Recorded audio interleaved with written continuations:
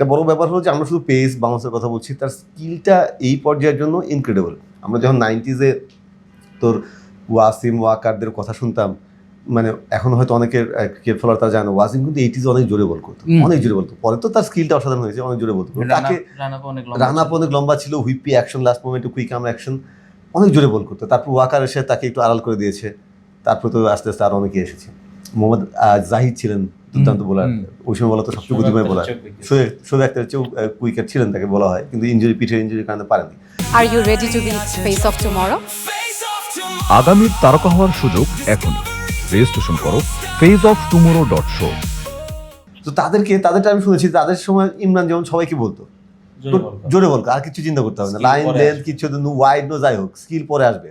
5 বছর খেলা লাগে, 5 বছর জোরে বল কর, তারপরে স্কিল আসবে। ওয়াসিম ওয়াকার সবার ক্ষেত্রে এটা সত্যি, শোয়েবের ক্ষেত্রেও সত্যি।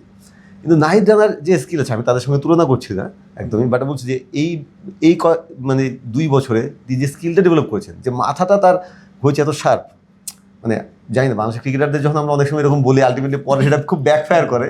টাচউড মানে এটা না হোক, কিন্তু মানে এটা ইনক্রেডিবল যে মানে তার যে সেন্সটা গ্রো করেছে।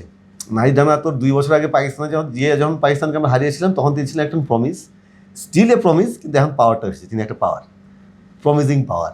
সো এটা একটা ইনক্রেডিবল ব্যাপার।